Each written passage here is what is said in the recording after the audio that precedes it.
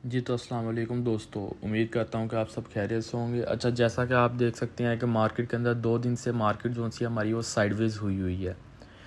तो अगर बात की जाए बिटकॉइन की, जैसा कि 1 वीक का ग्राफ मेरे सामने ओपन है, तो मार्केट की करंट रेजिस्टेंस जो सी है वो भी है 69,350। अगर मार्केट की बात की जाए तो मार्केट फ़िल वक्त अभी यहाँ पे स्ट्रॉन्ग है, पर इतनी स्ट्रॉन्ग नहीं है कि वो हमें एक हाई जनरेट करके दे दे।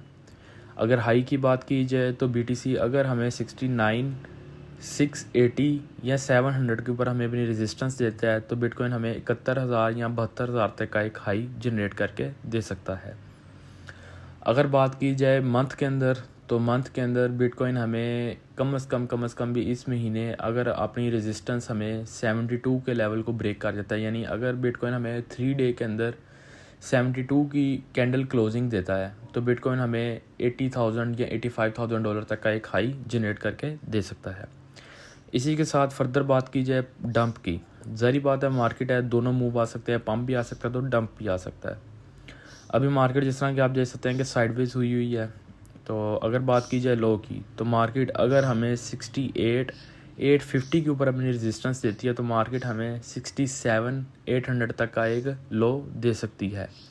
यानी अगर मार्केट यहाँ से $400 या $500 नीचे जाए और अपनी रेजिस्टेंस को बरकरार ना रख पाए, यानी मार्केट फ़ौरन रिकवरी ना ले और वहाँ पे अपनी रेजिस्टेंस दे यानी 68,850 के ऊपर, तो मार्केट हमें क्रैश कर 67,900 या 850 तक का एक लो दे सकती है।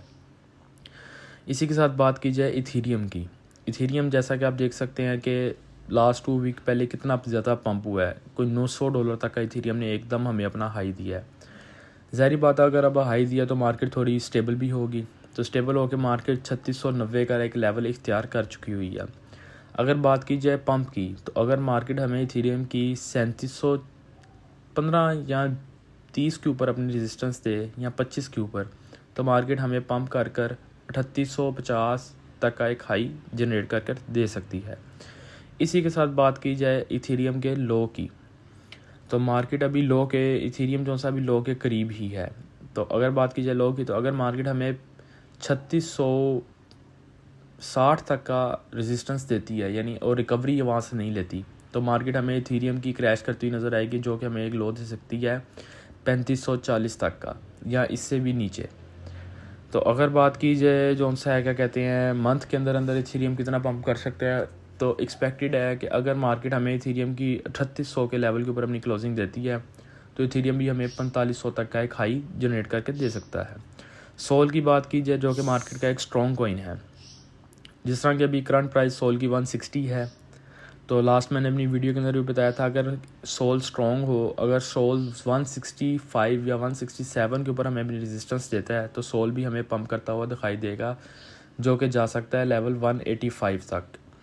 अगर बात की जाए इसी के ऑपोजिट लो की, तो अगर सोल के लो की बात की जाए तो सोल अगर हमें 155 या 153 के ऊपर अपनी रेजिस्टेंस देता है तो सोल हमें 143 तक का एक लो जनरेट करके दे सकता है, जो कि $10 तक का एक लो हो सकता है, जिसके अंदर आप अपनी लिमिट्स लगा के सपोर्ट के अंदर आप अपनी बाइंग कर सकते हैं।